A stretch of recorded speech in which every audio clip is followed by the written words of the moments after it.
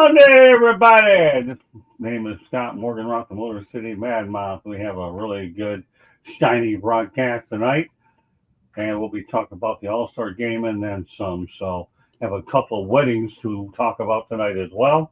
With that said, as we get Mickey Callaway, the former New York Mets manager, on, he'll be on in just a moment.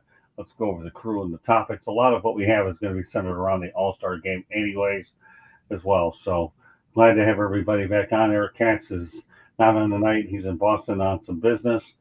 But other than that, we have the crew pretty much intact. All right, George Eichhorn, Candy Ebling, glad to have you both back on. Yep, thank you. And we have Stephen Royshaw. Stephen will be on with me tomorrow night. We're always going to have fun on the network, brother. Oh, we do, don't we? Okay, and we also have Cyberowski active in the chat room. How you doing, Cyberowski? Thanks for checking in with the band. Okay. Trent Clark didn't get to this weekend. You had a wedding, so did I, to go to. By the way, I do. So who are your congratulations to with your wedding, and then I'll go ahead and give you ours. So who got married on your end? Big congratulations to my 24-year-old son, Brig, who tied the knot to his lovely wife, Alexandra, and I got a new daughter-in-law out of the deal, man. It's pretty good stuff. Great stuff. I also want to have a shout out to congratulations to Brittany Ward Morganroth and Brock Morganroth. I'm telling you, great stuff. I felt like when we were at this wedding, it reminded me of being at the Phoenix International Raceway wearing a black shirt because we were baking out there. Over in Phoenix, so 110-degree dry heat. I was there. I had some issues with sun and heat exhaust in there. I didn't have that problem, even though it was a black attire event, but nevertheless, congratulations to Brittany and Brock on their marriage. Hope they have a lot of years together. One of the gifts I gave them was my book, and they gave me something else as well. With that said, we want to welcome the newest regular 208 Pitches Baseball Talk, Mickey Callaway. He was on the Motor City Mad Mouse show last Wednesday. We have a blast, didn't we, Mick? Didn't we, Mick? There we go. Now I can hear you guys. You guys were just spinning for a second. That's all right. Last Wednesday, your opening act with us. We had a lot of fun, didn't we? Talking about Mick. So, all right, let's get to the topics. Obviously, I have a lot to get to. MLB's new shiny toy is Jacob Misiorowski.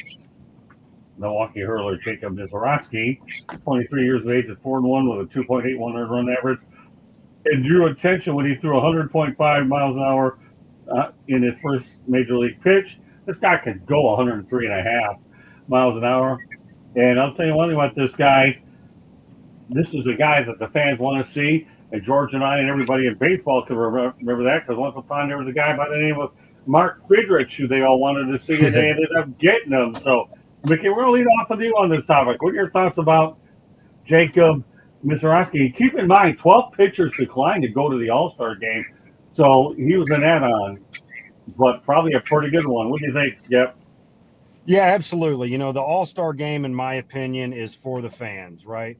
And I'm sure the Milwaukee fans definitely want to see that young kid out there throwing 103 in the All-Star game. So I'm all for things like this.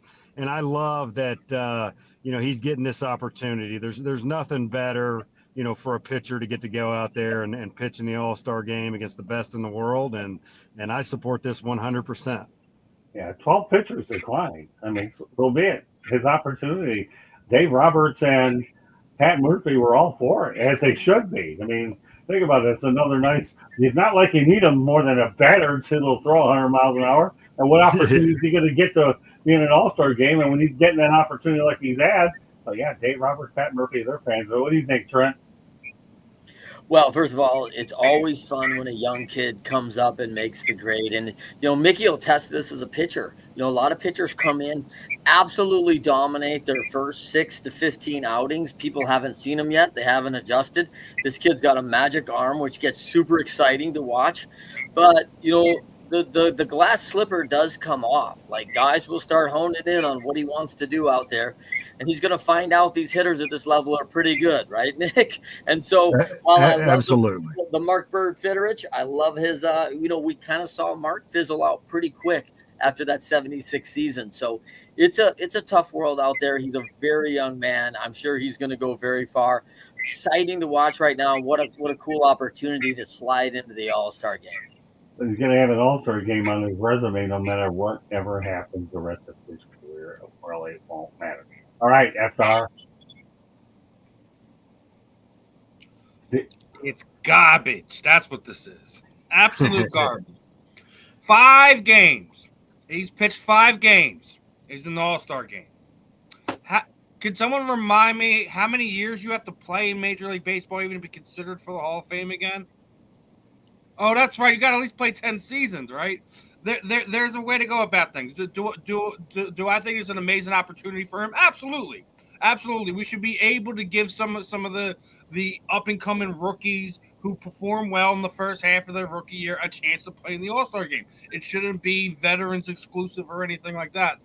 But you have guys that are quote unquote being snubbed for it. I mean, hell, the Phillies just paid Christopher Sanchez his All-Star bonus because they felt like that he should have been in one of those slots.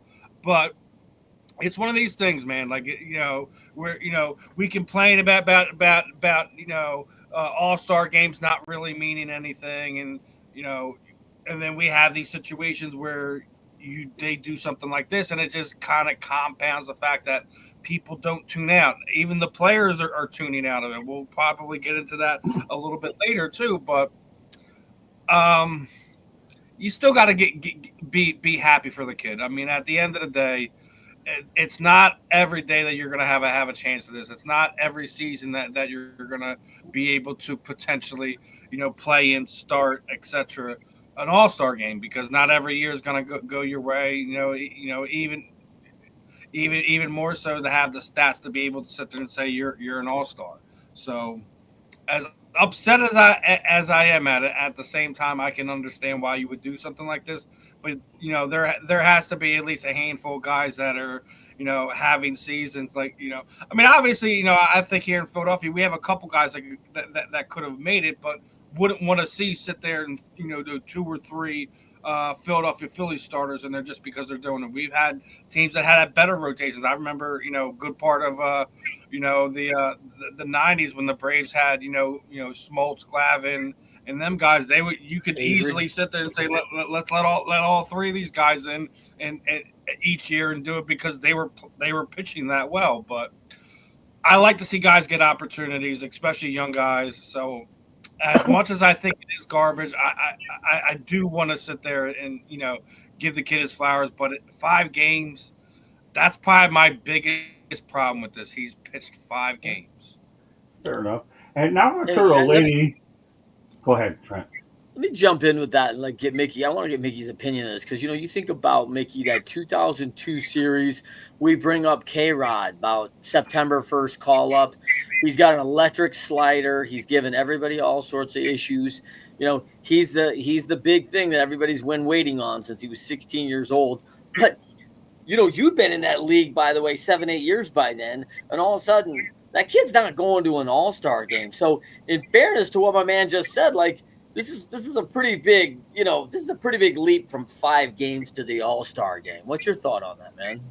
Yeah, so that's the first thing that popped in my head when he started talking was K-Rod in 2002. We brought him up at the end of the season. He threw 5 innings, punched out 13 guys, and we put him on the playoff roster, and we don't win a World Series without him. So, right. If we're going to trust a kid in the World Series, the biggest games of the year, I'll trust him in an All-Star game. And that's another thing is the All-Star game means something now, right? So yeah. It is when those coaches are going to pick some people, hey, we got to win this game so we have home field advantage. So let's go get the best guy that's available, even if he's thrown 5 innings. That's what we did with K-Rod, and it seems like that's what Dave and those guys did with this kid. I think that's fair. Nice. All right. Well, you know what? Let's talk about All-Star game in the Milwaukee team. And Katie actually went to an All-Star game. It just so happened she went to the one that ended in a tie in Milwaukee, right, Katie? You didn't see that one, right? You want to tell everybody my story? Go for it. No, I'm not. No, I'm not telling your story, but that's because of the way to lead in. So, go ahead. What I'm gonna say is the All-Star game is all about the fans. Let's face it. That's what it. And it's an honor to be voted in because you're voted in by the fans. for most of them. Now, the fact, yes, Stephen, I get your point. He's only pitched in 5 games, but 12 others declined.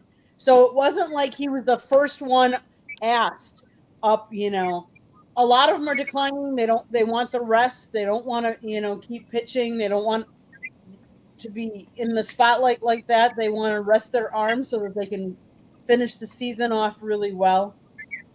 I think it's cool because let's face it, Milwaukee is probably the smallest market in MLB. And we don't normally get a lot of love. We don't normally get a lot of players in there.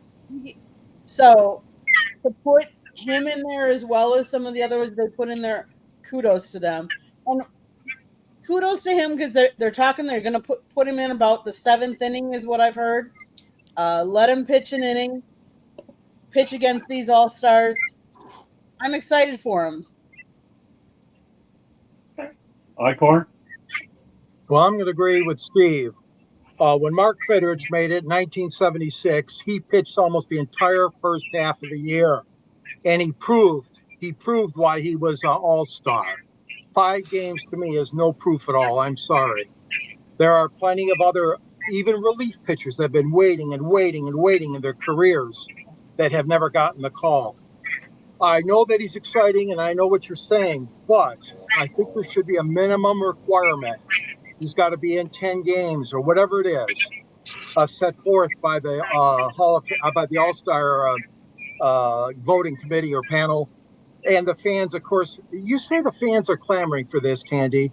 Yeah, maybe your fans in Milwaukee are, but you can't say the whole country is clamoring for a guy who's pitched 5 or 6 games. Come on.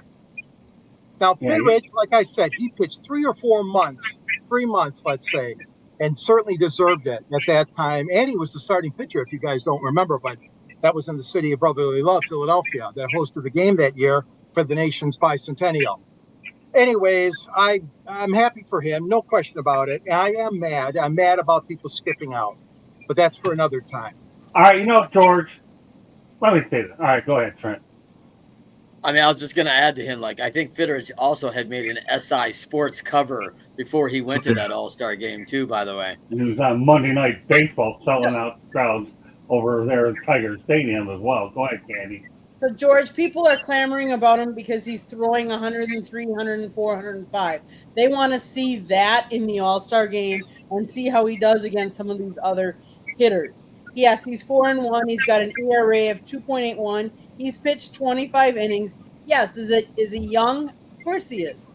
But they did give others a chance, and 12 others said no again.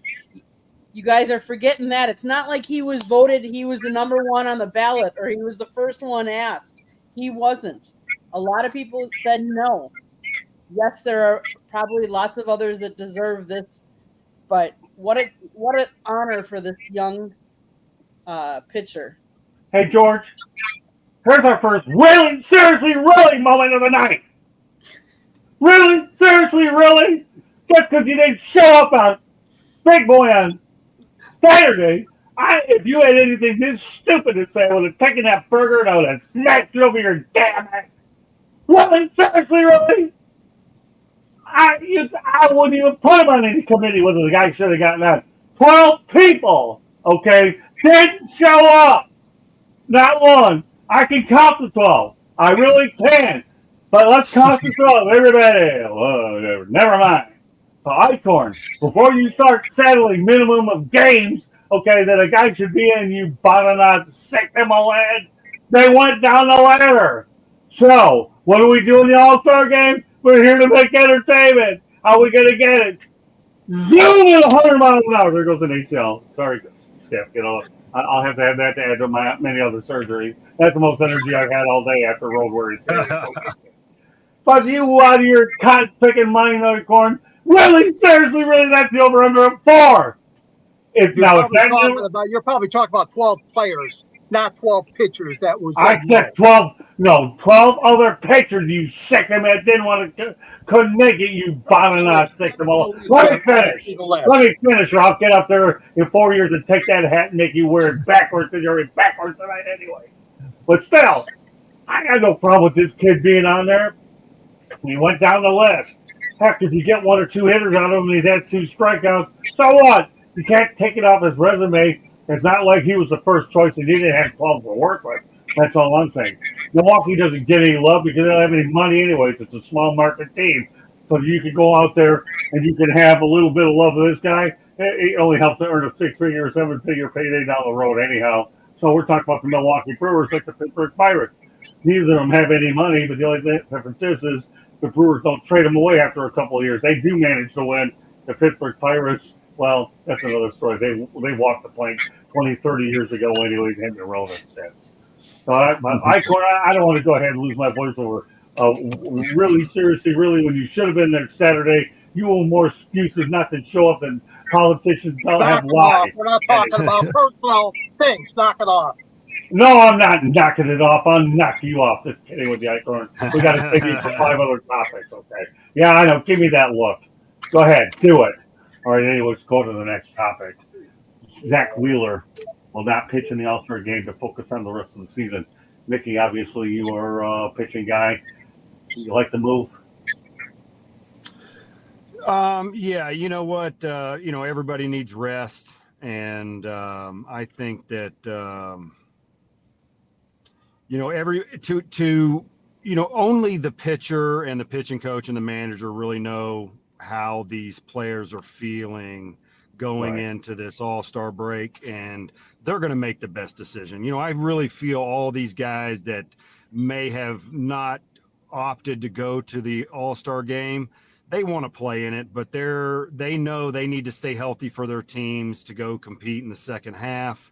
And, nobody wants to miss an All-Star game. They're making wise decisions for their team, first and foremost, most likely, and then their own health, secondly. So, I support that 100% all the time. The one thing I will say is when guys do this, show up at the All-Star game, sign autographs, even if you're not going to dress up in uniform, be there. You were selected by the fans. You better show up for the fans. Just go home and go on vacation and sit on the beach or something. You know what? Show up, enjoy the experience, be with the other guys. Even if you have to do it on your own dime, show up for the fans. Because like Candy said, this game is always first and foremost about the fans. That is it. Bottom line. Bottom line, you get better at this broadcasting thing, Mr. Calloway. Wait till I get finished with you. I can't wait. You're just getting started, Mr. Calloway. We got some big things for you on this broadcast, brother. I like a guy that contacts me first thing in the morning. Ready to go tonight? I'm ready. I like those kind of great stuff. All right, Skip. All right, Trent. Yeah, for me, I second what Mickey said exactly. And I think that, nowadays we're tracking a lot of indicators, right? We're tracking a lot of weight reduction, guys going from 215 to 195 already. You got a long season. You're seeing strength measures that are coming down. Trainers are aware of more treatment, more things they're asking for. So they're seeing some writing on the wall that the recovery may be more important than the actual play. And I think Mickey hit that on the head really well. Like, no guy wants to say no. No one really wants to do that. Like, it's an honor. They feel that honor. But I would second the fact in a big way, if you've been selected, for goodness sakes, man, you go and do the weekend and celebrate and, shake babies and kiss hands. Like, you got to be out there and go be there and celebrate the honor that you got a chance to be there and be there for the fans and sign a lot of autographs and just be ready. Because, we had it, Mick, in Cleveland in 1997. You walk out of the hotel and you are going to sign 250 autographs. So you leave for an hour early for the ballpark, knowing that's going to happen. And people are set for that. They're ready for that. And that's the kind of job of the weekend. And yet you still get the recovery. You're not asked to go out there and throw. You don't have to do that. All you got to do is put on the uniform and encourage all the other players, which is a great place to be anyway. So I do hope that those 12 players and those 12 pitchers, and I don't know if we talked about position players, if anybody turned that down too, but anybody in that situation should do the same. Great stuff. All right, Steven, obviously you know Zach Wheeler pretty well. But your kind of surprising because Zach's one of the an upstanding guy. I think another thing that plays a part into it, I think his last start, I think he just threw like a complete game, one hitter against the Reds or something like that. So that might play into it as well. He's been going deeper in games this season, at least from what I've seen when I've been able to catch him. So as Trent was already sitting there saying, the recovery thing's a big thing. And Trent, it's shaking hands and kissing babies, not shaking hands. Is that what it is? Oh, is that what it is? But listen, in all seriousness, like yes, especially when you have a team like the Phillies who they're trying to get over their playoff hump. They're trying to go deep into October. You expect this, and as I was sitting there saying, like we had multiple guys on that pitching staff. You could make arguments that should have been in the All-Star game, and I'm glad that Wheeler was the only one. And as Katie was sitting there saying, multiple guys have turned things down. I'm not surprised. It's something we've talked about on other programs, about other things. All-Star games for any of the four major sports is almost non-existent anymore. It doesn't have the star power it used to be. But I do completely agree with both what Trent and Mickey said. If you're voted, you show up. You at least show up for the fans, because that's their big time. Not every fan gets a chance to be able to go to an All-Star game. Not every city gets a chance to host an All-Star game. It's one of those things where it is a prestigious thing when you have it in your backyard. So that being said, we've covered kind of all the bases with this. I think for the Phillies, Zach Wheeler, it's all about being strong and ready to perform when it comes down time for playoff time. I think that was probably the major thing there, was to make sure he doesn't run out of gas at the end, where the Phillies have fallen short the last few years. There's I've said it already. I believe their managers' jobs on the line if they don't get it done in the postseason this year. So I think all those things kind of play into it. So we'll see if it was the right move for Wheeler and the Phillies in a few more months. All right, chat room real quick. Brian Udall is still watching on Facebook. Go Cubs. Hey, Candy, good stuff. Brian, just so you know, if you're interested in coming on the show, I've seen a lot of your comments in the sideline and subscriber chat room. Please message me, and I'll be more than happy to discuss some airtime with you. Brian is a guy that is a friend of the show and promotes it when we're not on the air. So, Brian, please reach out to me. I would love to add you as well. So go ahead, Candy. The All-Star game, again, is for the fans. We talk about, it's a business. Let's face it. We all think of it as a sport, but it's a business. They make money. They're there to make money. And the same with the All-Star game is there to make money, to promote their stars as well to the fan that might not always get a chance to see them at a regular game or in person. So yeah, if you're voted in, go. Enjoy. Soak it all in. Soak in all the fans, excited, happy to be there with you. Sign the autographs. You want your league to keep growing. That's the way to help do it, by promoting yourself and promoting your brand, because let's face it, MLB is not the top sport when it comes to sports.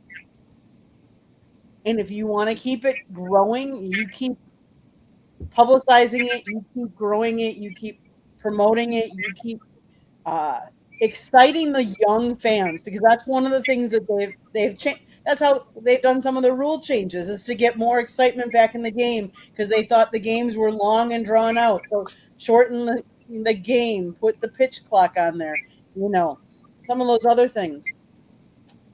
But as far as Zach, do what you think is right for you. If your body is telling you need the rest. If you're, but if you want to be in the game, be in the game.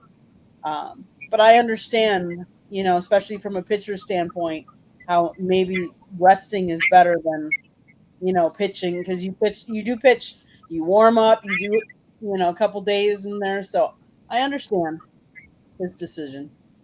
All right, George.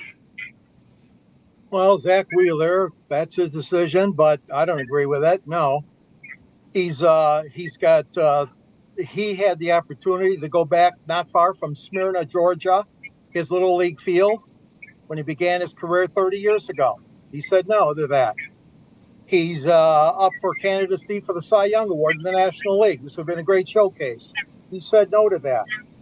I understand what he's saying. I understand what you're saying, Stephen. I know the Phillies have been shut down. They have not got that world championship in the last few years that a lot of people said they were going to get. So I understand why Zach made the decision. Do I agree with it? No. For all the reasons stated by the panel. Yes, Mr. Clark. Well, I get a great question because I don't know how we fix this. Because let's George, we're Tiger guys, right? Like we're Michigan guys, and if this came down and 1997, I was in that Game 7 extra inning with the Tribe, and we're trying to navigate that deal in the Marlins, and if Scooble goes in and you run a risk that he can't be there for the Power Detroit Tigers in the end, who currently sit at number 1. They are positioned very well right now for a playoff run and a deep run. And all of a sudden, Scooble fatigues out somewhere in the middle of September, a week or two early from when you need him. I have to ask if it makes a difference. And as a hometown team, I got to think like, man, I'd rather see this guy in October than the middle of July doing a showcase game. And I don't know what's right, George.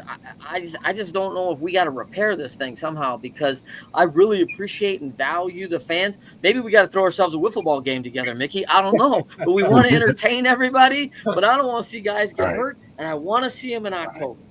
All right, let me piggyback off of everything that everyone said. Number one, from a team standpoint, I totally agree with Zach Wheeler. He's thinking team over himself. Wants to win a World Series ring, okay? Yes, it's great to win an All-Star game, but who doesn't want to win that coveted championship ring, right, Mickey? You have a ring.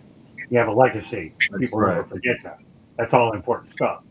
But as far as everybody else on the panel, you're all right. Show up to the events anyway, sign autographs. Do whatever you have to do to promote the sports that is earning you a healthy living. And I mean a healthy living. Nobody has to go out there and wash dishes when you play baseball. If they choose to do it, that's their prerogative.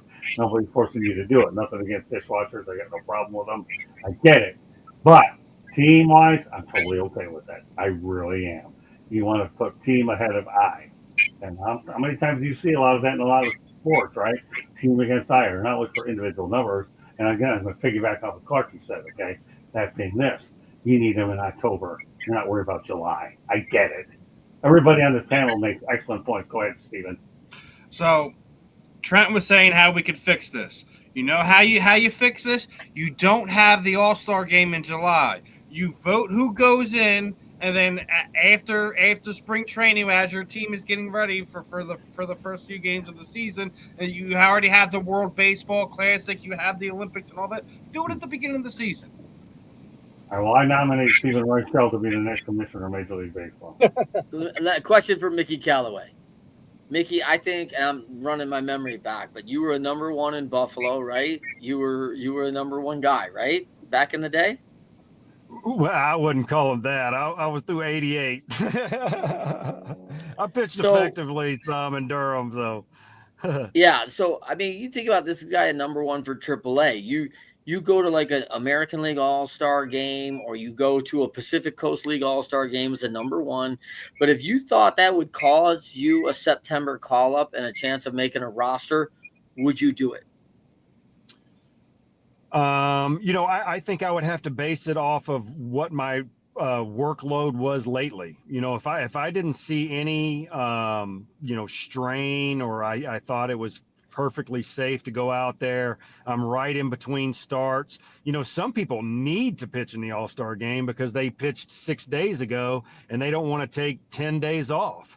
So it really depends on when I had pitched last, how I was feeling throughout the middle of the season. And I think these teams, like you said, they're monitoring stress, they're monitoring workloads, they're able to test all of these guys throughout the season to see how strong they are. And if they're fatigued at all, they need to take this, 3 or 4 days off and come back and maybe push them to the end of the rotation after the All-Star break and give them as much rest as possible so they can come back and be as effective as they possibly can, especially these teams in a playoff run. So I would really base that decision probably like Zach Wheeler did on how I'm feeling at the time, what's my workload been, how much rest do I need. See, that's another thing is there's a lot of stuff that is not disclosed to the public. I mean, Zach he could have a blister, he could have a bad toenail, and those things can get you hurt if you're trying to pitch through things. Now you're going to pitch through them, in meaningful games, but to go pitch in the All-Star game with something that's tweaked a little bit, these pitchers do not feel 100% ever. Once you get up to the big leagues, you will never feel 100%. So if you're at 80%, you're probably taking the All-Star break off. Good point. Excellent point. All right. All right. There you go. We'll stay on the pitching thing, then we'll go to a station break. ABS challenge systems can be used in the All-Star game. You know what? I like leading up with you, Mickey. I'm going to do it again. What do you think about the ABS challenge being utilized so the whole world can see it? I like it. If we're going to introduce it at some point, let's introduce it in a big game and show the world what it is. It better work really well and not cause too much controversy, or then it's off the table forever. Because like we talked about, this is for the fans, and the fans need to buy into all these rule changes and things that's going on. And if they don't, then I don't think that I think the fans should vote on that kind of stuff. Right. If the fans don't want it in, then it shouldn't be in there. Like we talk about all the time, if this is for the fans, they need to have a say in what's going on in Major League Baseball. I'll tell you one thing about it, though. We talk about the fans a lot.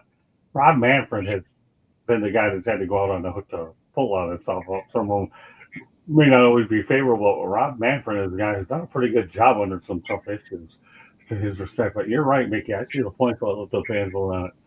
All right, Clarky. Yeah, I love it. I mean, I think the one thing I like about the ABS challenge is I think it encourages offensive players to swing the bat. Like everyone's picking at corners, they're going to get to know that zone better because it's never going to change if they ever use it, right? So you got to know your zones, you got to know where you're going to hit, you got to know your 9 zones and be able to hit out of all 9 because now they're going to pick on you. They're going to find that zone and this guy can throw a freaking baseball on a thimble, Mickey Callaway. Right? Like, so if he knows I can't hit up and out, he's going to hit me in that zone all day long, and I'm going to be popping out to the third baseman. I'm going to be doing all the crap until I learn how to do it. And so it's going to encourage guys to swing the bat, and I think we need more offense. I think we need to get the game moving. So roll the pole, man. These guys are good, and you got to be ready to, and you got to bring your A game. You got to be ready to go. And I think it's going to encourage that. Okay. Stephen?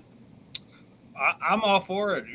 As Mickey says, better doing the All-Star game than in the playoffs and the World Series where, other things are guys and teams expect things to be done in another way. Like, I showed some stuff when we were doing the Fan of the End last week, game that obviously, the Phillies and the Giants game, and umpire Phil Cuzzy was just all over the place. There was balls that are like 1.5 feet out of the zone. He's calling strikes. The next inning, there's strikes that are borderline. There's no consistency to it, and I think this is something that'll help everyone out. And you won't have your coach going out there yelling at an umpire for having an inconsistent zone where where now we're going to implement the system and everyone's going to know what the zone is. You don't have to worry about how this umpire calls it or that umpire calls it. You'll have a consistent base to kind of go off of, and we won't really have some of these blow-ups and these goofy situations that we've been getting in baseball. Something that we've been used to. I mean, obviously, there's going to be people that are going to against it. I was sitting there saying the other side of this is, unfortunately, there's going to be umpires that are losing their jobs over this. It's not, and I don't want to see anyone out in the street not working, not doing things they love, but at the same time, we're human beings. We make errors. There's no system in place to fix that outside of having catcher, batter, coach call upon a review of a play. which is going to slow everything down. So if we're implementing a system that one speed things up, holds the zone accountable in a way that helps both pitcher and batter, I'm definitely all for it. All-star game moving forward, see how it all works out. Excellent points on the first three, Candy. You're muted, Candy. MLB officials said 72% of fans who were polled during spring training said the impact of ABS on their experience of the game was a positive one. 69% said they'd like it to be part of the game moving forward. Just 10% expressed negativity toward it. MLB's competition committee will later this summer determine if ABS will be instituted next season after the league has tested the robotic system to the minor leagues in spring training in recent years. I think it'll be interesting to see. I think it's good for the game. Let's face it, there's always going to be part of human element, and human element, there's always room for error. It's always going to be, part of it. But I think it's good. I think it's good for the game. And yeah, I'm excited to kind of watch. We'll have a chance tomorrow night, George. Well, I think it's just a peculiar time to do it. I mean, they haven't done it in Major League Baseball all season, first half of the season, and now to come and do it. But they got a good man behind home plate. Veteran umpire Dan Ayasanga is calling the balls and strikes. And as far as I'm concerned, he and first base umpire Marvin Hudson, either one of them could have been behind the plate. They're damn good umpires, and I expect them to call a good game. The only other thing people forget is you only get 2 challenges, but you retain your challenge if you're successful. So, yes, you could get 2, and if you're wrong on both of them, your team is done. Your team, the American League or National, no more challenges. They're not saying that, but that's what it says right here at MLB.com. I just read it. 2 challenges and can keep them if they're successful. So, and it's only the pitcher, the catcher, or the batter. I like that rule. Not a manager or a coach. Sorry, guys. Well, the reality is it's an intriguing rule, and you get a chance to see it on the national stage tomorrow night. That is the national stage indeed. Yeah, you will. So now a lot of people are going to be looking at it. So why not? A lot of people wondered about the pitch clock, right, Mickey? How is that going to work out? Well, it seems to have worked out pretty well, and a lot of us were skeptical about that. Now we're taking another area in the world of pitching, which, by the way, my skipper on here happens to be knowledgeable enough about it. And now we're opening it up to the ABS system. It doesn't matter if it happens, no matter when it happens. Now, tomorrow night, you're just going to have a lot more eyes on it. I'm starting to like it move a little. I have to see things in person and really draw my own conclusions. It's taken a while. When I get down to my Marlins games from time to time, then I can give it the eyeball test, as we call it, right? But at some point or another, like I said, Don Mattingly told me once upon a time, whether you like the moves or not, you have to get used to them, so there's no sense complaining. Go ahead, Clarky. Major championship yesterday at Wimbledon, London, England. I've been watching for years. I was a collegiate player, blah, blah, blah. And I was a little tripped out. You no longer have linespeople in Wimbledon, right? You have a chair umpire and that's it because, the Cyclops is calling all the lines. So they've gone to all the system now. It's done. And there's only one person as an official. The home plate umpire is never going to be replaced. There's still plays that are going to happen at home. They're never going to leave that position. So I don't think anybody's getting replaced by this. I think this is a little bit better system. And I was shocked. And I don't know, maybe this has been a while in tennis. Maybe I just didn't notice. But it was weird watching and not seeing somebody back there in the background. And I thought it was odd. Well, the reality is you have technology. You might as well use it, right? And who might talk about Congratulations technology. to Sinner, by the way. What's that? Congrats to Sinner, by the way, for winning the Wimbledon title.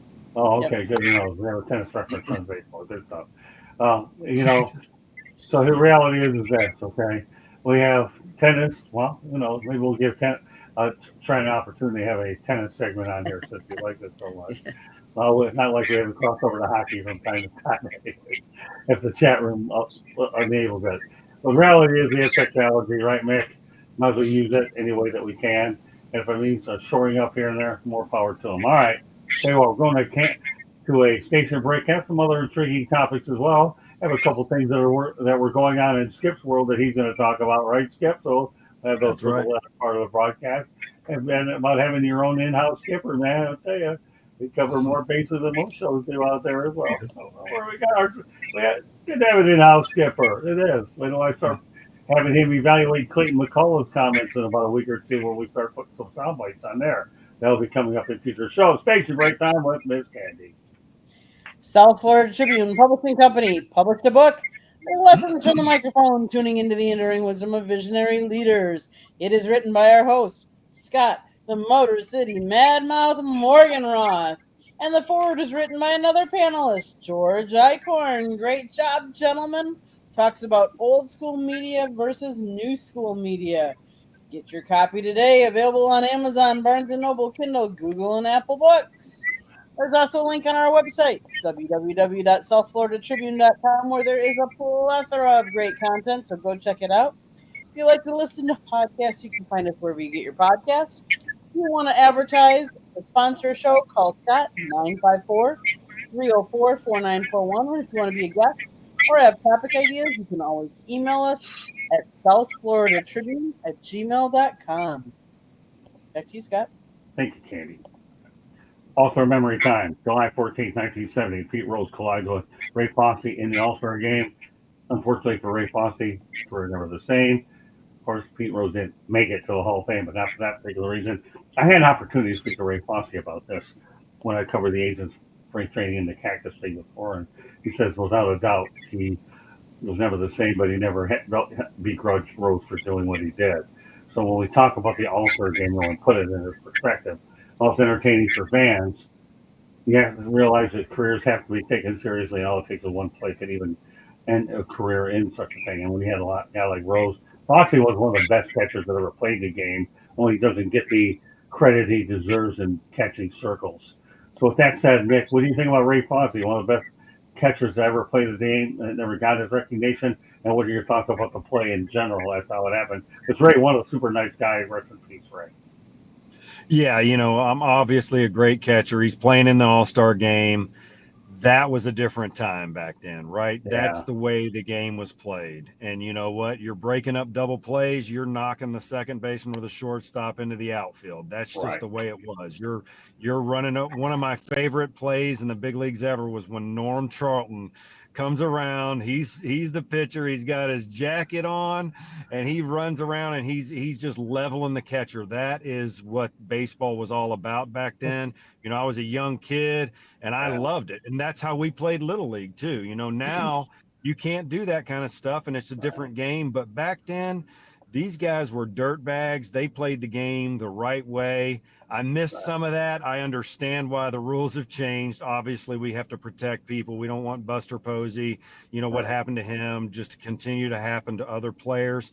But man, was that fun to watch back then, because you just never knew what was going to happen. Yeah, and what are your thoughts about the Rose Fosse situation? That was an impactful play in this game.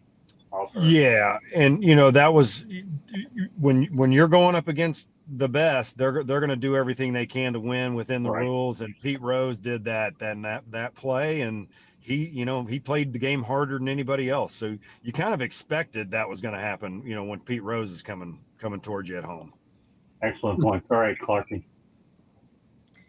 Yeah, I mean, listen, it's one of the most heartbreaking things in baseball because it's such a celebration of fandom, and this is what it's all about. And of course, two players playing hard, which that was one of the hardest guys playing in baseball at the time, and probably as a legacy, one of the hardest ever. And man, it's an unfortunate situation. And Ray Fosse and every catcher whoever's played the game knows that's a risk, right? This is the reality of the deal. This is why they got gear. And it's a horrible situation. It's just probably one of the most unfortunate events ever in baseball. And there's a lot of them, right? There's a lot of unfortunate events, and that's probably one of the ones that's probably the most memorable for my era, for sure. Yeah, no question about it. All right, Steven. Yeah, I mean, as Mickey said, it's one of the things that it's changed. He's he's not the only one that wasn't the same. You've had a lot of guys that had multiple knee injuries, concussions.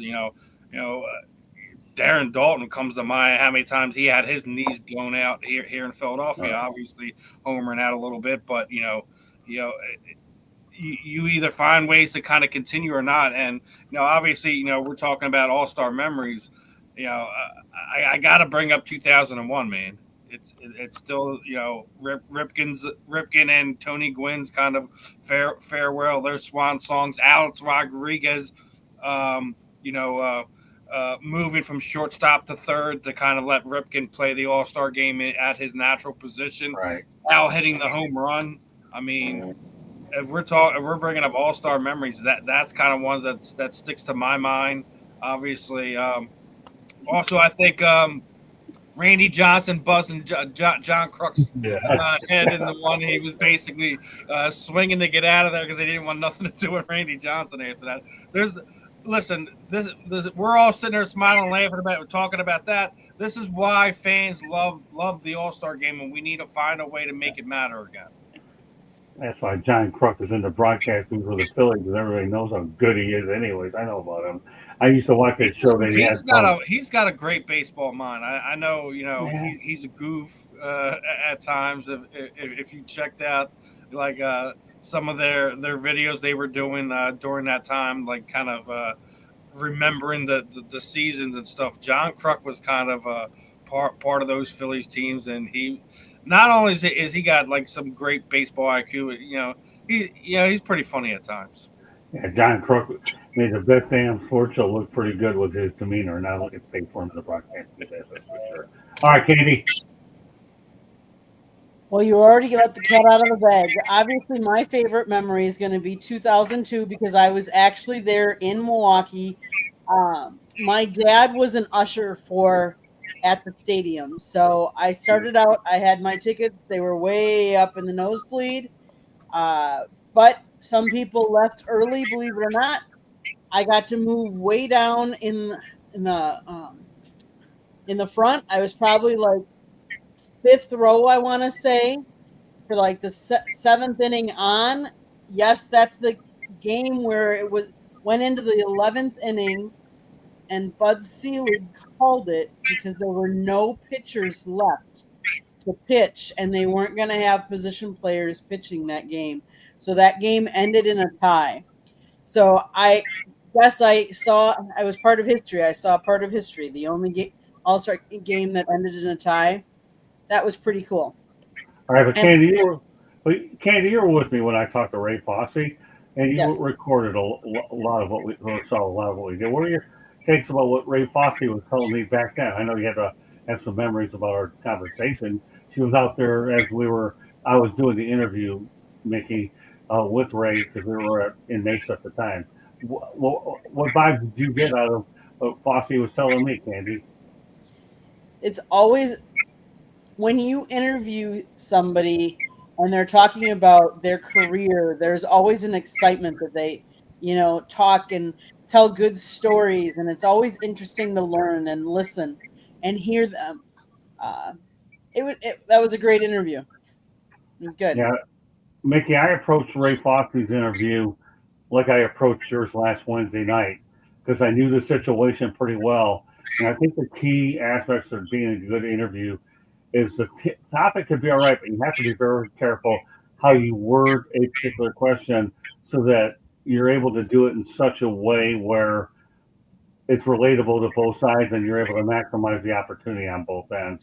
And Ray and I the mutual respect, Mick and Trent, that I was able to get there was unbelievable, and we had a good time. I think I did write an article. I don't remember where it's at, but that was one thing that stood out in my mind. And being a catcher, being on the wrong end of those collisions myself, because like Nikki and I were joking around off camera. I got a pitcher now, he's my lady, and I'm his catcher, so we get to talk about pitching and catching all the time. Mickey and I talk whatever we want to, right?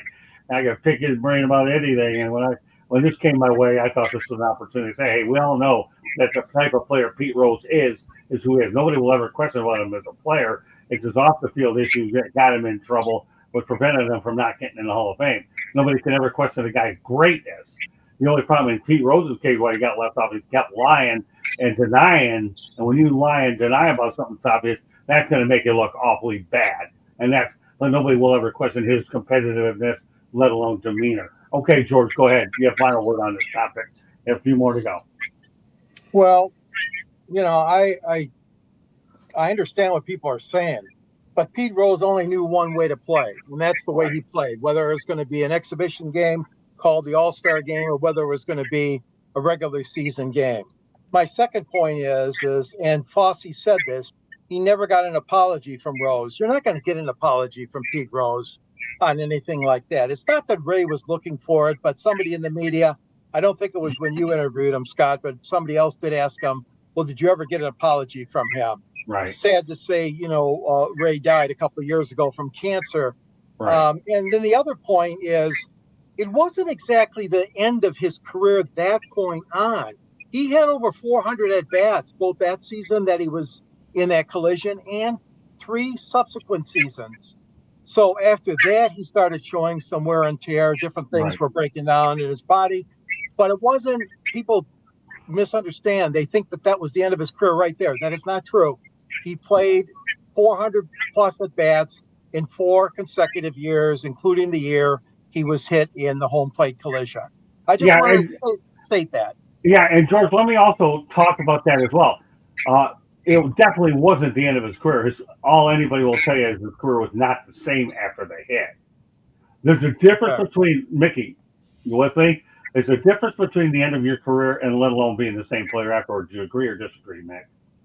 Oh, absolutely. Yeah. There's players that they just keep competing and they're good enough to stay, but they're just not the same for sure. I Exactly. totally agree. Yeah, and that's where that and Mickey has the last note there. But he'll have the first note on what I have to say. Go ahead, Candy. So I just want to direct everybody, if anybody wants to read, Scott originally posted his article on the South Florida Tribune website on 9 of 2018. We reposted it back on October 16th of 2021 as a tribute to Ray, who had lost his battle with cancer on October 13th of 2021. And Was that on the South Florida Tribune? So why don't you repost it again, Candy, again with this video in it that we talked about it. How's that? And that way people won't have to search for it. Thanks. I know we had done it recently. I know poor Candy's so buried with all the stuff we had when we were in Europe, let alone in Detroit, but that's okay. We're not giving you a time frame to catch up with everything we've done. But I'm glad that you were able to let people know when we've done it. Now we can just refresh it again. All right, well, we're going to talk about a guy that Mr. Callaway knows all too much. Reached a nice little milestone. Terry Francona becoming the 13th manager to reach 2,000 victories. How proud of you are that, Skip? Yeah, so proud. I mean, obviously Hall of Famer, shoe-in Hall of Famer for me. To get to that, that amount of wins, you're doing something right. Terry Francona is one of the best managers that's ever managed this game, and kudos to him. And I'm so happy for him. What a great man and great manager. What do you think, Trent? Tito, 2000 and counting. Yeah, man. I mean, first of all, thrilled he's back. Left in Cleveland, and it was a real question on Tito whether he would ever return. So found a place in Cincinnati, doing amazing things. Winners find a way, right? Like he's a guy who gets it done.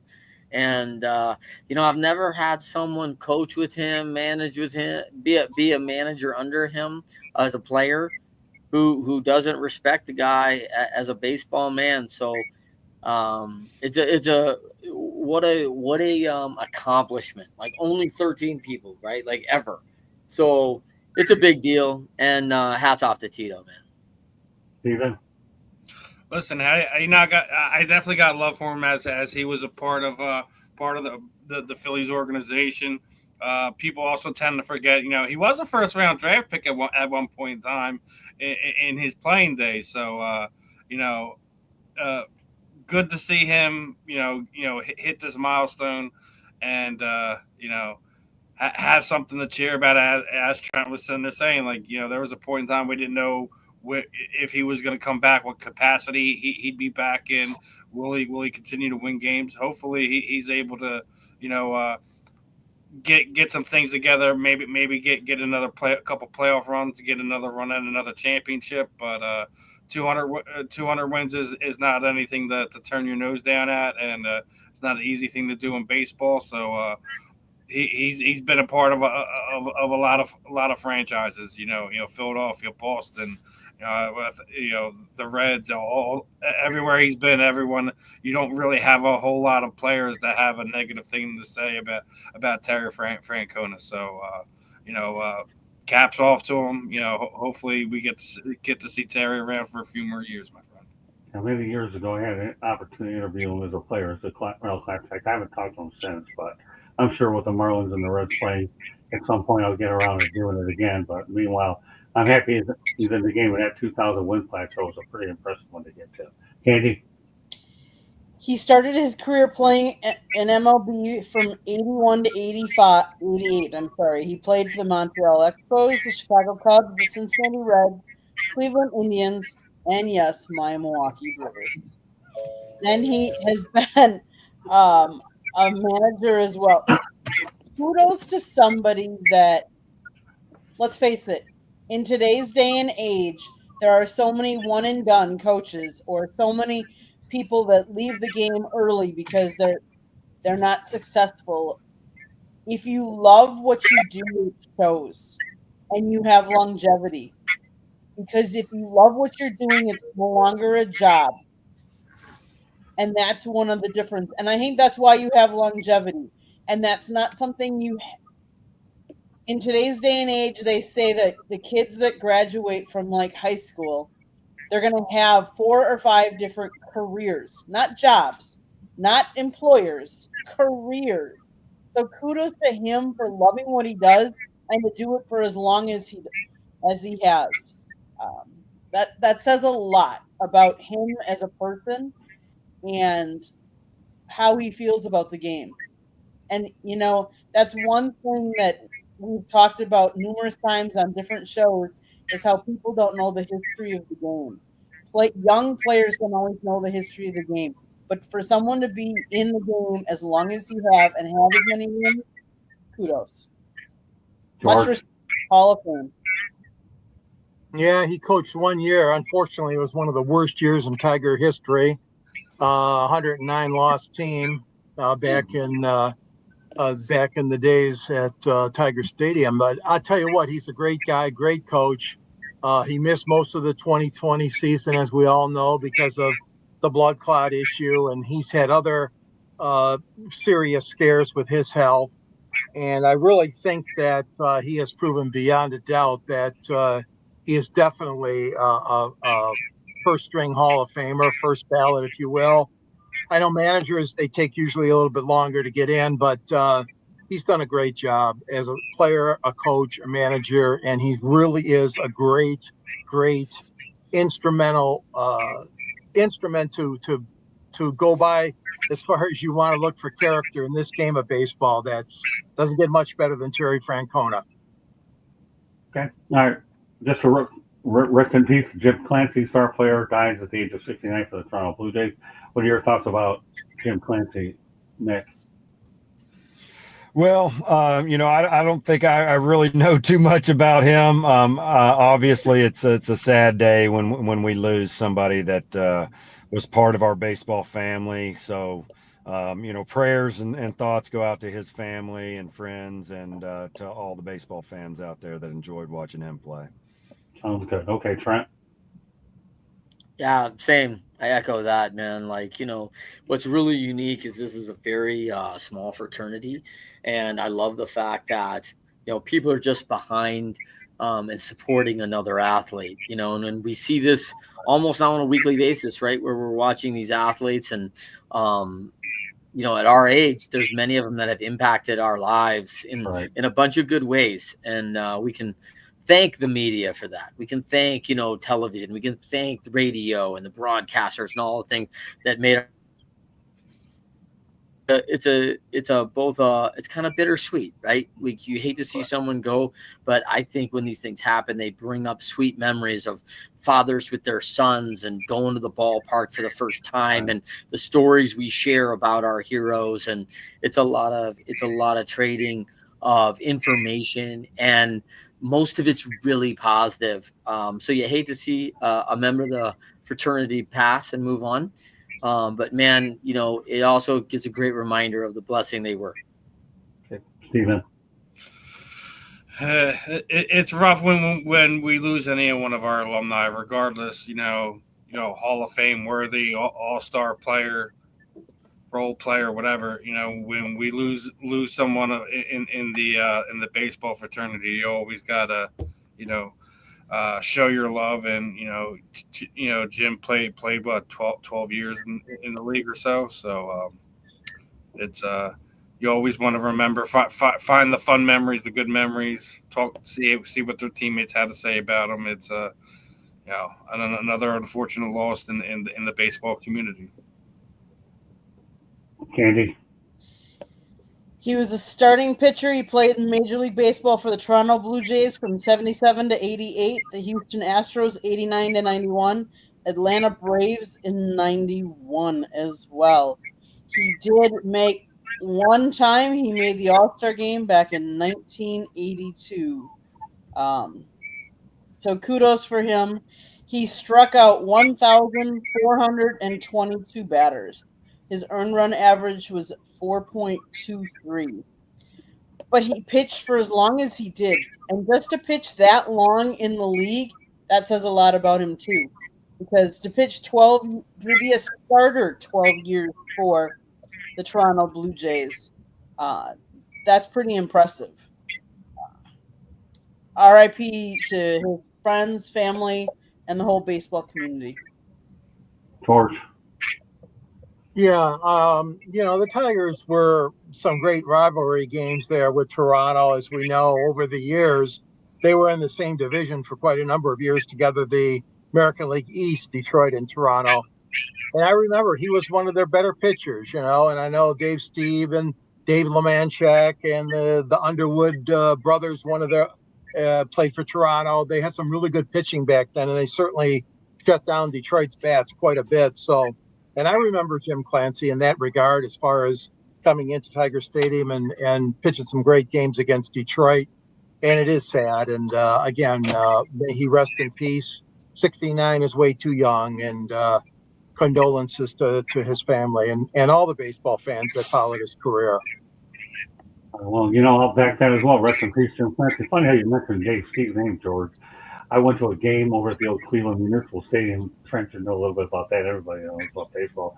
And he nearly throws a perfect game. The only thing that stopped him was the ball hitting a rock and then barreling over the second baseman's head. Wow.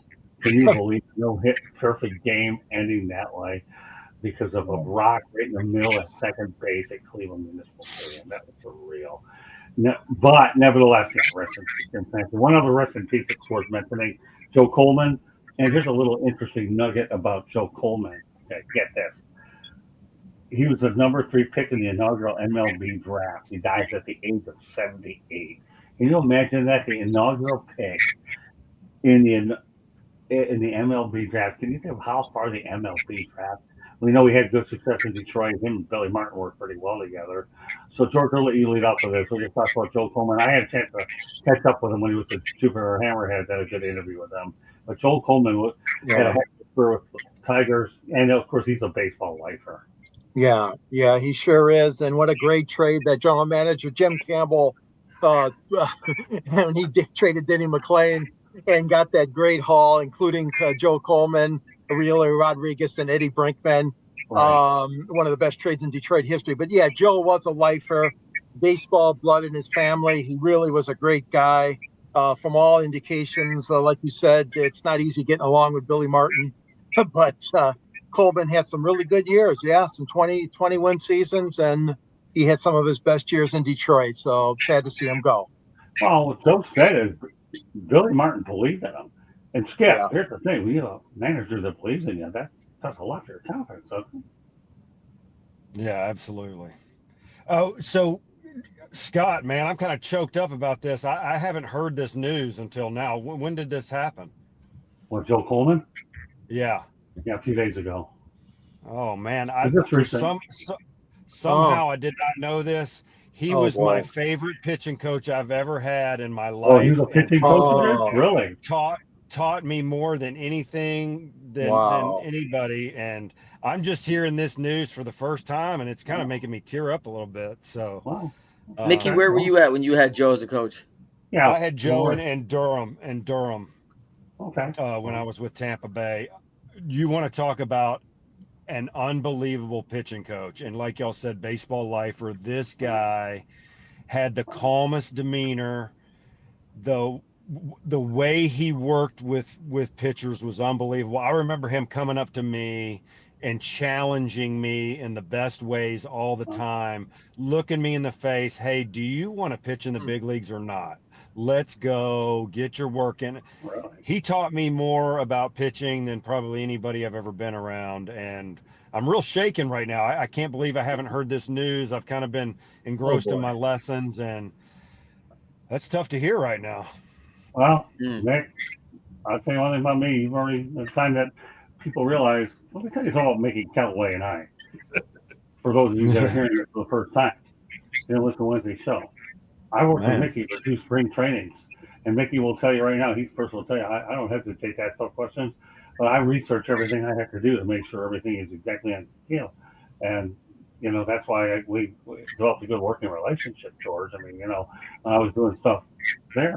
But yeah, you know, Nicky, I'll tell you, we make sure we come up with the best, most informative stuff. And I'm sorry for your loss now, for that matter, Yeah. Nicky. I am. But at least you get to talk Great about man.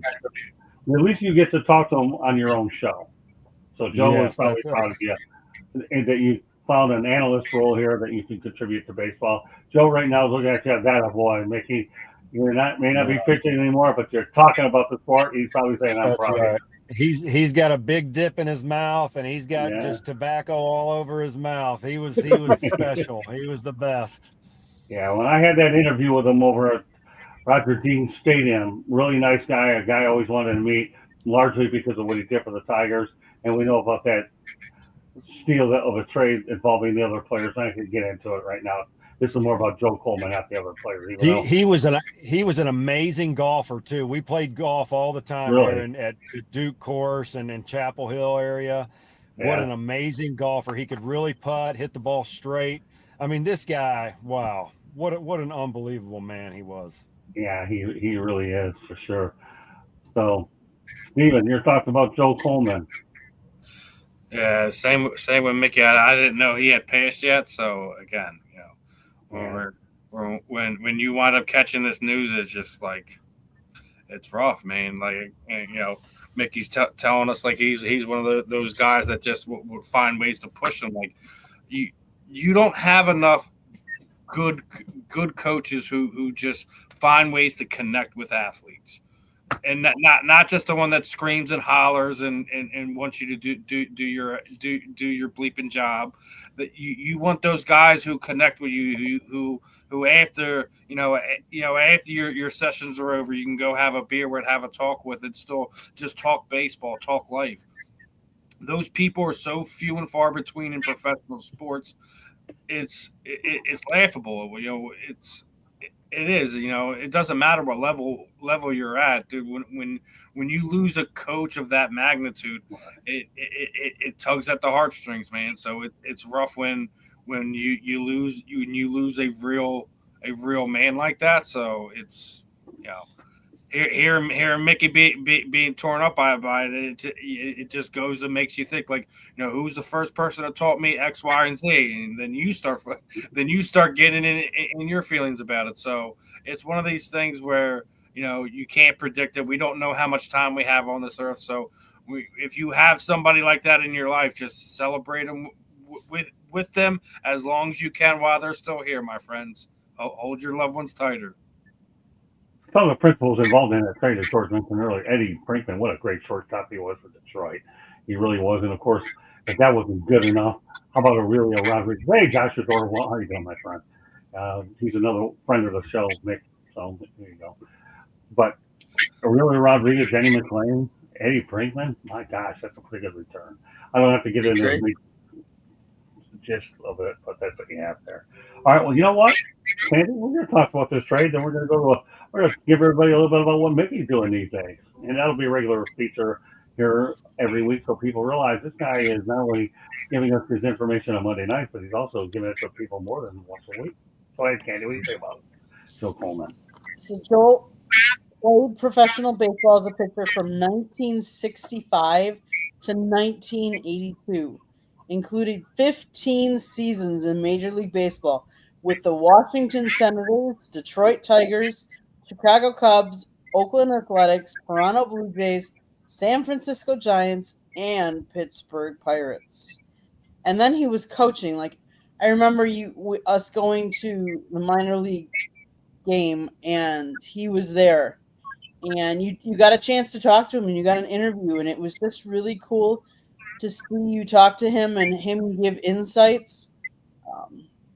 Rest in peace, Joe. I mean, he was a good man. Yeah, I've had Yeah, a lot of Scott, if I could say one other thing, Go ahead.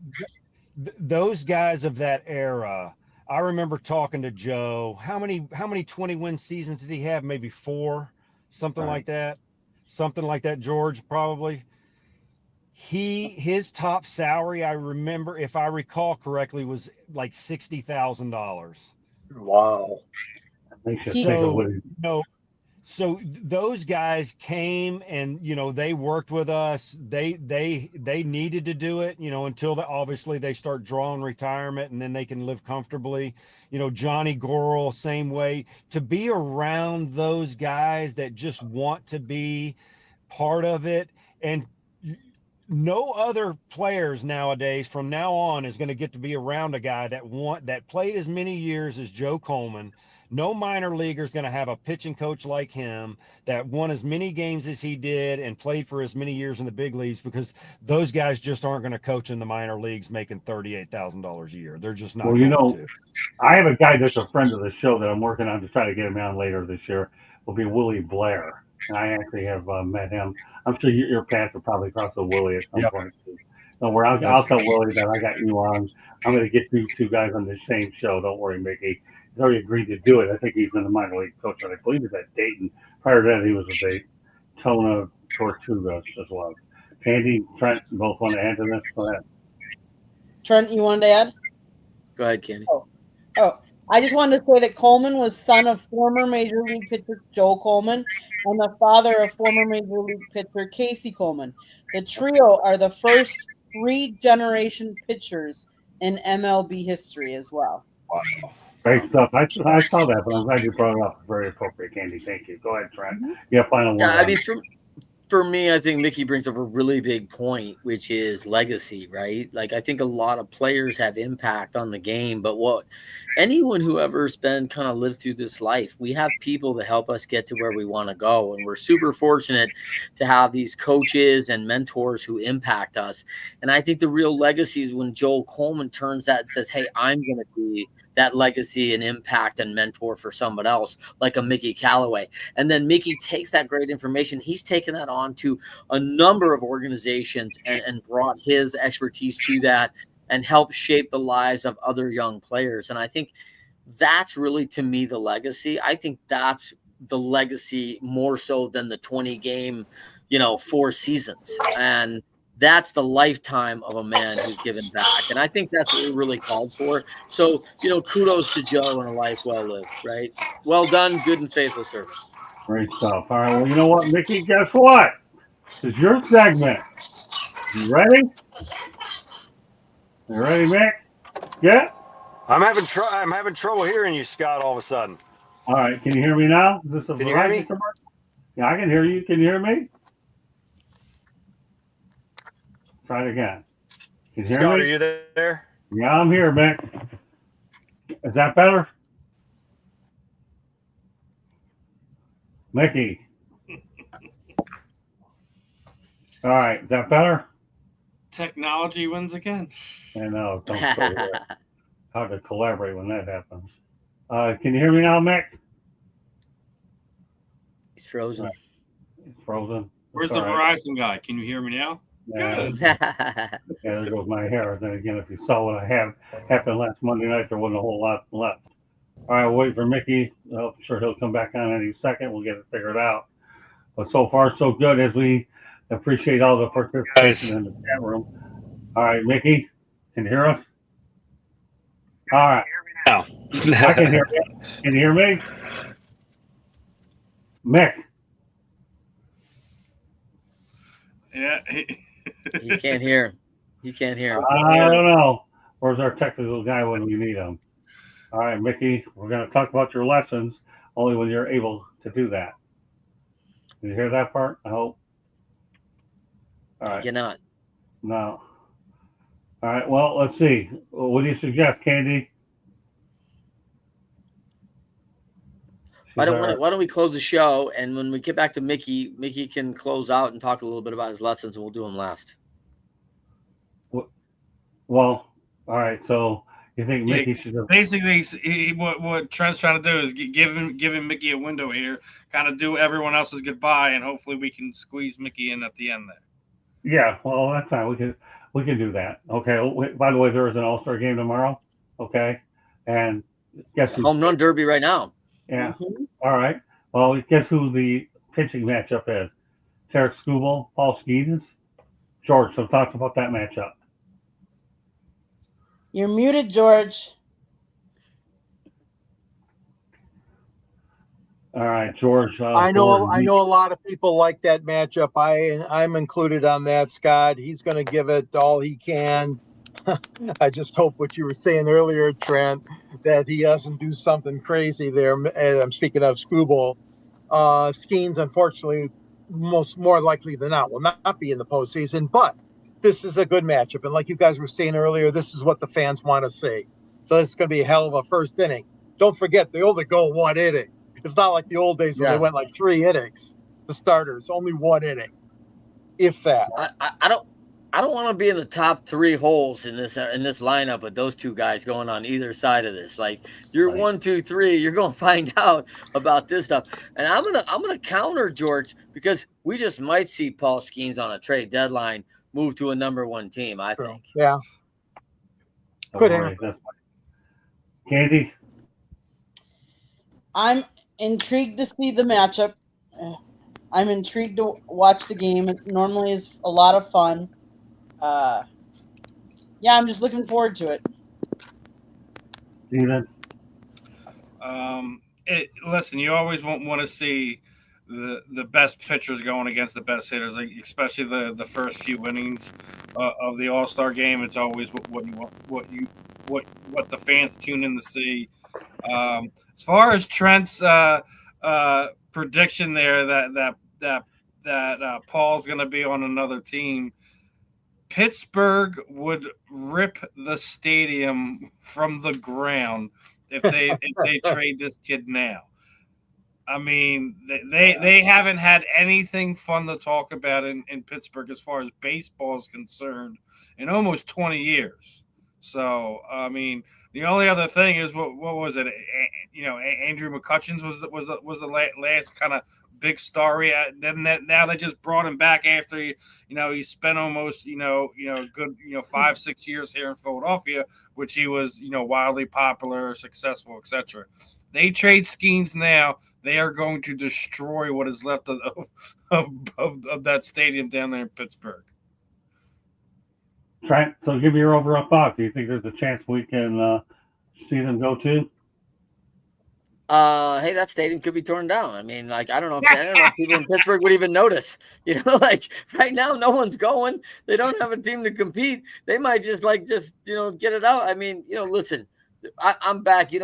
Motor City, you know me. I'm ready for relegation. Send Pittsburgh down to the American Association if you have to. Like, I want to see some teams compete, man. And like, if you're gonna have an off year and call it in, like, no. Let's make Salt Lake a major league team. Let's make Louisville. Let's make Toledo. Let's make the Mudhens a major league team, I've man. been sitting there saying like some of these teams that have baseball organizations have no right to have them. They don't deserve to have them. And we have so much baseball that like in the Midwest and that there are definite cities I would love to see have baseball teams. For the longest time, like you got too many out there in LA, you got too many in New York. Like, come on, There's Yeah, definitely Nebraska's a big baseball state. Yeah. Like there, Yeah, let's throw a third tier on Louisville or Indianapolis or Buffalo and let's throw them in the league, man. Let's get these teams out. You don't want to compete, you don't want to own it. The Oakland Athletics, they don't even have a town. They don't even need the third tier in the Southeast League right now. They don't even need the third tier. They don't need the third tier. All right, no, never mind. We'll save that for another night. Okay. All right, save it. Yeah, I don't get me started, man. Yeah, I know. That's why I'm stopping you right there, so I don't get you started. Don't get me started. Don't get me started. I know. I'm with you. I know. I keep in mind that you and I and Candy are hungover because of weddings over the weekend. So, and I drugged up enough energy to pull this one off because I had to make sure my man Skip here gets what he needs to get in. I got to give him some good reps so we can do bigger things, which he's about to do on top of that. But before we do that, Skip, give me your thoughts about the School Bowl and the Skenes matchup tomorrow night. Oh, wow. I mean, how about these two guys? Sorry, I don't know what happened. Trent was talking, and all of a sudden he sounded like Donald Duck, and everybody cut out. So that actually happened. That actually happened. There's nothing wrong. Now we have a Donald Duck sighting in the show. Really, seriously, really, Donald Duck. Welcome out. I mean, what a matchup. This is what you want to see in baseball, right? You want to see the two best pitchers going at it. We'll see about the run support for the poor kid in Pittsburgh. I hate seeing that. I felt for DeGrom at times when we were doing the same thing to that poor guy in New York. He's winning 12 games with a 1 ERA. But you know what? This is what you want to see. These are the type baseball games with my background. These are the ones I want to see these every night, right? I want to see low scoring games. I want to see pitchers dominating, and I want to see a fast game. So I'm excited about this, and I'm sure every fan in MLB is excited to watch this one. Yeah, I'm sure there's no question that they are. These are two guys. School Bowl, obviously, he's going to command big money when he does become eligible. And Skenes, well, he's just looking for a one-way ticket out of Pittsburgh where he can actually have a puncher's chance to win. So nobody has to predict any winner. I don't expect anybody to predict a winner for this thing because you don't know what's what. So we'll leave it at that. I had to talk about this matchup. All right, Mickey, it's your segment. I want you to let everybody know in the audience, let alone your teammates, about what you're doing as far as teaching lessons. And then you're going to be in Atlanta from the 23rd to the 26th.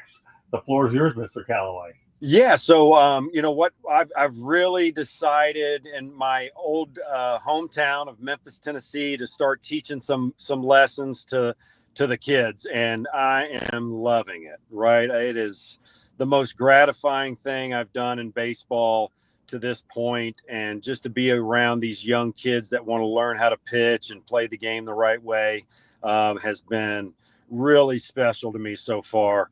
And I've been real busy doing it, and I love to talk about pitching and the game of baseball. So I'm very fortunate to be in a situation where I get to kind of give back to the community that gave so much to me as a young kid coming up. Memphis, Tennessee has some of the best Little League baseball you're going to ever see. And I also have just recently found out today that I'm going to be able to be the head coach of the Mississippi Futures game that takes place. It's the 2027 graduating class of the best players in Mississippi. And I get to go coach them up in the next week or so, and I'm really excited about getting to do that in Lake Point there in the Atlanta area. So very fortunate to be where I'm at, and I couldn't be more excited. Well, so what I encourage you to do there in order to enhance your credibility, Mickey, is I expect you to let your students know about the fact that you're on the show on Monday nights. I definitely will. Yeah. I'll let the whole organization. Absolutely. We'll get them to tune in. I'm talking about the bait and everything. Yeah, get them to tune in. Hey, this is my coach every Monday night. Look at that stuff. That's right. Don't worry. If you talk, we had an all-star set of topics tonight. When you see what I have up my bag of tricks with more sleep. Yeah. I already know my sleep habits are the worst on the planet. So. But no, I'm glad you're doing it, Mickey. It's all a step in the Candy's fighting consciousness right now. Yeah, that's okay. She's a trooper. That's the thing I'll say about Candy. She's a trooper in every sense of the word. I can't be more happier with the Rolls Royce of women. This girl is it. She is. He does. He's a master of everything. Whether it's the banking industry or not, she's a member of the media. She gets it figured out. But as far as you're concerned, Mickey, as I told you, whatever big opportunities you come, we're a tag team, brother. Yeah, That's hey, right. he's my PR guy now. You don't have to worry about him. But Mickey Callaway, everybody will be on here on Monday nights from around 8:30 Eastern time for as long as the show goes on, and he has a chance to talk about baseball and all his experience, and he'll promote his lesson to his kids. So we're so happy to have him. As you can tell by his valuable expertise on key topics, one of those key topics at all, this guy is definitely a perfect fit for what we're doing here on the network. So with that said, as we get ready to wrap this puppy up, okay, George, I told everybody now they get a hold of you. All right. You can find me on the South Florida Tribune website at Contributing Writers. My recent story was about the Detroit Tigers and their fabulous first half of the season. And at the end of my column, there's a link to Amazon, which provides you to purchase my book if you're interested, or at least take a look at the pages for free. Detroit Sports Broadcasters on the Air, featuring all kinds of great historical figures in sports, including yours truly and Scott as well. It's in the book, a younger version. And also, don't forget, you can reach me at gicorn@yahoo.com and follow me on LinkedIn, or you can follow me on Twitter at SanGSports99. And looking forward to more of this great baseball talk next Monday. There you go. All right, Steven Rush will let everybody know they get hold of you about it, friend. That's real easy. Just, type in my name, Facebook, Instagram, should pop right up. The X handle's right underneath my name, Steve Sports Talk 1.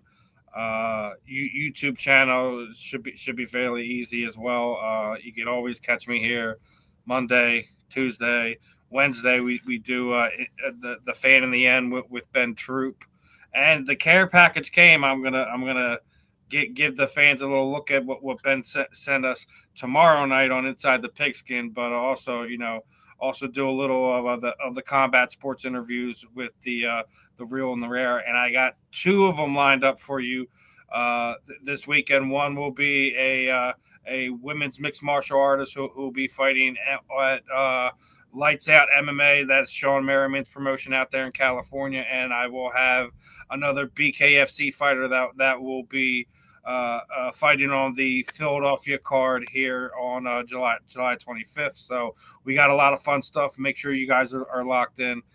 You can literally catch me on all the platforms: Facebook, Instagram, YouTube, TikTok, all of it. So just type in my name. Should be real easy to find. Sounds great, Steven. Of course, we do 108 baseball talk tonight here, but Steven and I do Inside the Pigskin on Tuesday night as well. So we do a lot of things, and he's a very big, valuable asset. He runs our social media department. So, all right, Trent, obviously we have, Mickey, get this, my friend. We have 3 authors on this broadcast, just so you know. We got myself, we got George Acorn, and we have this guy, Trent Clark. Let everybody know about your book and then some, Trent.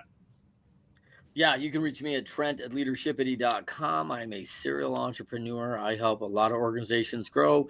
I am the host of an award-winning podcast called Winners Find a Way. Check it out on all the major networks. And, of course, I am the author of Leading Winning Teams, which I wrote and published by Wiley Publishing. So love their work on leadership, and glad to be included as an author in their 200-plus-year-old publishing house. So amazing venture, and please check out that book, and not just to read it. You go study that book, because we all talk about the pain exchange I wrote in the TEDx talk, and it's an amazing one. A guy like a Mickey Callaway knows very well the pain exchange and that pain of discipline that it takes to stay there. So if you're looking for me, you can reach me at trent@leadershipity.com, and you can find me on all the major networks, all the social media at either Trent M. Clark or Leadershipity. Check me out there. Also, good evening. Great show. J.D. Wyatt, very big contributor here on our network. Mickey, it's not a matter of if, it's a matter of when before you get Mr. Wyatt on here. This guy here is a really big contributor as well. He was on your inaugural show last week, and I'm sure J.D. Wyatt will definitely be on a lot. Oh, this guy's And really he'll bring good up big. his dirty C words. Yeah, no, we don't want to. Hey, I gotta give a shout out to Cyberuski. I am back, and you're my boy, Cyberuski. Welcome. There you go, Cyberuski. Yeah, I'll tell you one thing. Those guys, Joshua Dorr and Cyberuski, you're growing on them because of your credibility. And Mickey, they like you too, my brother. I told you, I'm your PR guy. Don't you forget that. All right, Candy, go ahead. Let everybody, you give us our final station break. Great stuff tonight. I love having different people on this show. That's what makes it good. But Candy, take it away for our final station break of the night. South Florida Tribune Publishing Company published a book, Lessons from the Microphone, Tuning into the Enduring Wisdom of Visionary Leaders. It is written by our host, Scott, the Motor City Madmouth Morganroth. It's available on Amazon, Barnes & Noble, Kindle, Google, and Apple Books. George Eichhorn wrote the foreword. It's also a link on our website, www.southfloridatribune.com. Go get your copy today. Old school media versus new school media.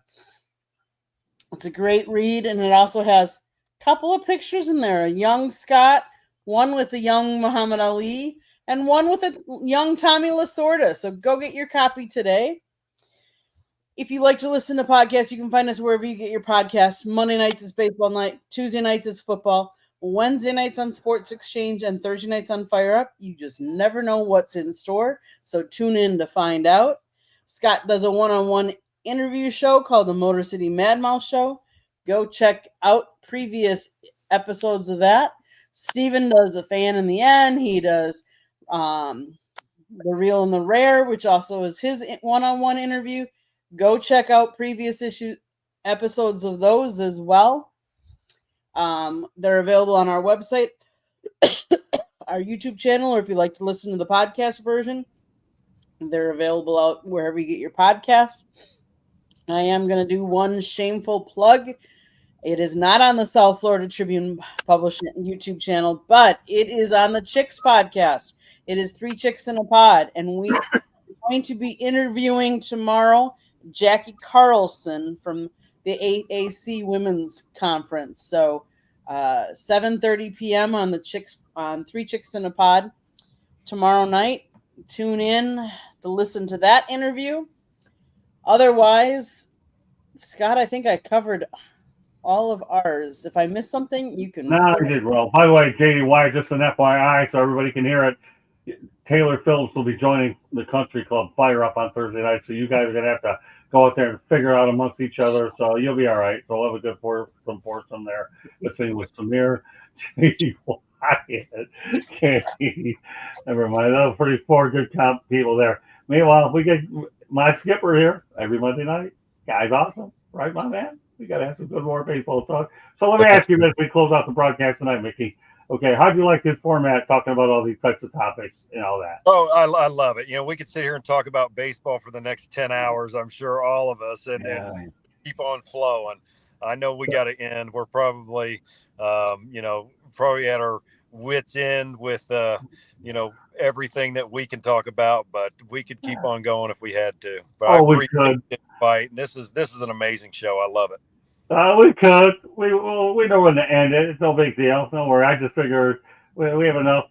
I keep them carried over to the next week. Like to keep it fresh, keep it real. Have a lot of interesting faces on here.